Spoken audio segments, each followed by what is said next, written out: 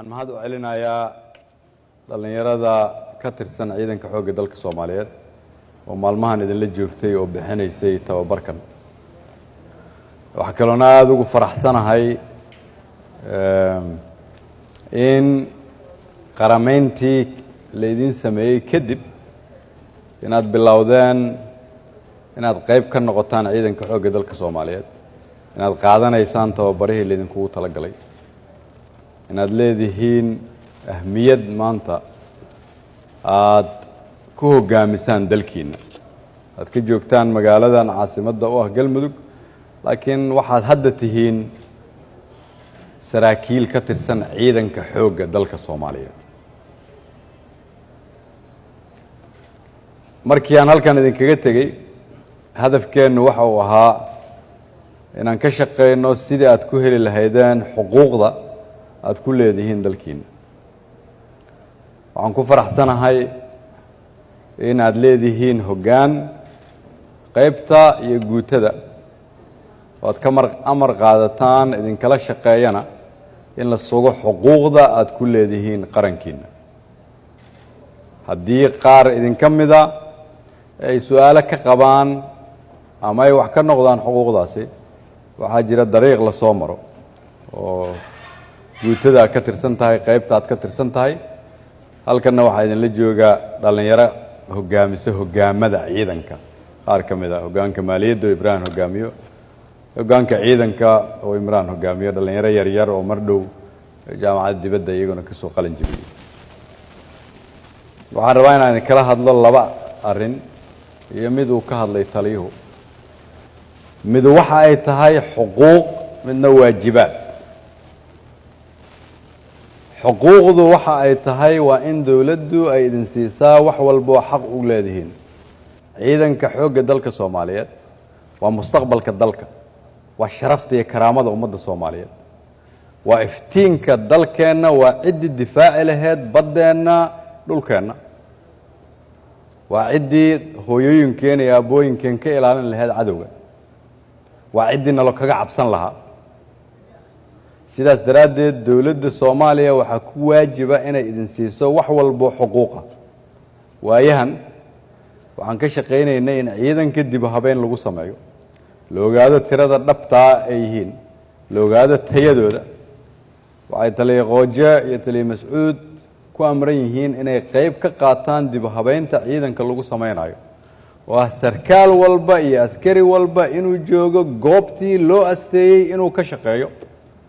laakiin dawladduna ay bixiso xuquuqda ay leeyihiin.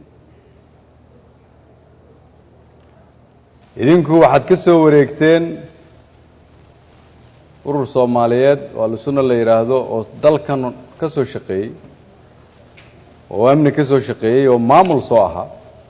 laakiin hadda waxaad u soo wareegteen ciidanka xoogga dalka Soomaaliyeed. maadaama laydin qarameeyey, xuquuq aad leedihiin, laydin tababaray, aada labisantihiin, waxaan rabaa inaan idin xasuusiya laga bilaabo saacaddan aan idinla hadlayo waxaa laydinkula xisaabtamayaa waajibaadka laydinku leeyahay. meeshii aad ka tirsanaan jirteen iyo dawladda federaalka kama wada tirsanaan kartiin, mana aqbalayo. laakiin qof walboo halkan jooga waxaan rabaa xuquuqdiisa in la siiyo, bil walba inuu mushaarkiisa qaato. hadduu cudur ku dhaco ama xabadi ku dhacdo in la soo qaado isla markii la keeno xamar si loo daaweeyo. hadduu tababar u baahdo dibadda loo diro. hadduu dhinto carruurtiisa xuquuqda la siiyo. waxaan rabaa inaad yeelataan xuquuq buuxda, laakiin xuquuqda waxaa la socdaa waajibaad. soo sidaa ma waxaad isu soo taagteen idinkoo saraakiil ah. waa inaad fahamtaan sarkaalka macnihiisa. sarkaalku waa indhaha ciidanka, waa bilowga dawladnimada iyo madaxda.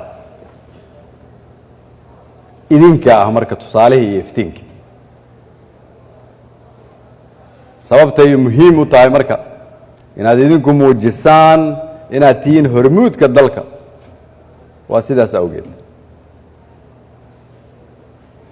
waa soo dadaasheen, shaqo badan baad soo qabateen, laakiin waxaad saldhig u tihiin ciidan Soomaaliyeed oo la rabo inay soo celiyaan mustaqbalka iftiinka iyo iftiinka ummadda Soomaaliyeed oo aan jabhad iyo qabiil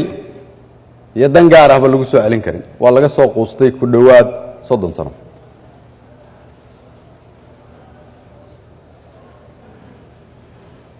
sidaas daraadeed waxaa laga rabaa Generaal Mas'uud iyo Generaal Qooje iyagoo ilaalinaya waajibaadka iyo cadaaladda iyo xuquuqda saraakiishan in haddana la xaqiijiyo in saraakiishan ay u shaqeeyaan ciidanka xoogga dalka Soomaaliyeed la islama barbar dhigi karo qof aan ciidanka u shaqeynay qof u shaqeeyo waa sababta aan ciidanka u diiwaan gelinay dalkoo dhan sababta qof walba mushaarkeeda koontay leeyihiin loogu soo shubo sababta loo joojiyey in mushaarka ciidanka iyo ciidanka uu qof u dhaxeeyo waa sababta aan u bilownay inaan musuqmaasuqa la dagaalano waa sababta aan rabno dib u habeynta qaybteeda labaad marka ay soo dhammaato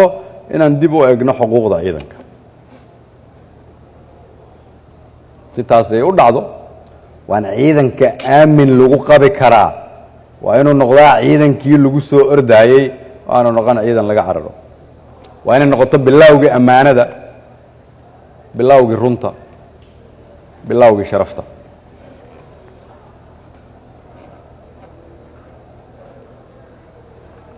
halkan waxaa kaloo u imid maantay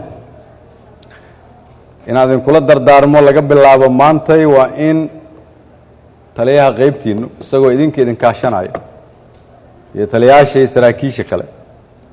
inaad bilowdaan inaad isu diyaar garaysaan sidii deegaankoo dhan looga xoreyn lahaa cadowgii aan ku ballannay in laga xoreeyo waxaan idinkala shaqayn doonaa aniga iyo madaxweynaha iyo taliyaha xoogga iyo dhammaan taliyayaasha hoggaamada in la idiin soo dhammaystiro agabkaa u baahan tihiin waxaa ciidan u tihiin dalka Soomaaliyeed laakiin deegaankan hadda aad joogtaan oo galmudug oo qaarkiin hore ugu soo dhaawacmay waxaa jooga wiilal iyo gabdho Soomaaliyeed oo mustaqbalkooda mugdi ku jiro haddii aan cadowga laga xoreyn in cadowga laga xoreeyo oo mustaqbal loo sameeyo waxay ku xiran tahay damiirkiina sida uu noqdo sida aad u dhaqantaan idinku waxa ku xirnaan doontaa hadafka aad yeelataan waxaa la rabaa inta ay socoto dib u dhiska dowlad goboleedka galmudug inaan ku dhinac wadno xoreynta dowlad goboleedka galmudug waayo habeenkii ka dhuma wiilka cadowga aad taqaanaan ku hoos nool waa habeen mustaqbalkiisa ka go'ay ama gabar Soomaaliyeed mustaqbalkeeda ka go'ay ama hooyo iyo aabbo Soomaaliyeed ay arkayaan mustaqbal gudcur ah sidaas daraadeed xuquuq waajibaad saraakiil hoggaan agab la soo dhammaystiro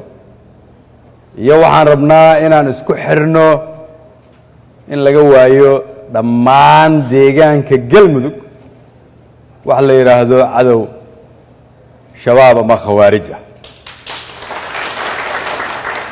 kadib marka aad dhamaysaana in la idin qaado dalka intiisa kale la idin geeyo ilaa waddankoo dhan aad ka tirtiraysaan haddii ilaahay yiraahdo marka dambe oon ku soo laabta halkan marka qaarkiin waxaan rabaa inay xarar dheere igu yeeraan qaarna ceel dheer igu yeeraan qaarna ceel buur igu yeeraan qaarna ceel garas igu yeeraan dhulkii tuugada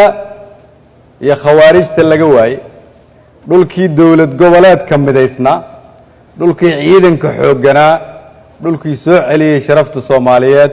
dhulkii saraakiisha iyo ciidankooda isku xirnaayeen dhulkii aqbalay in qarannimadu ay qawi tahay inaad ka dhigtaan rabaa halkan waa mahadsantihiin. Wassalaamu calaykum warahmatullahi wabarakatuh.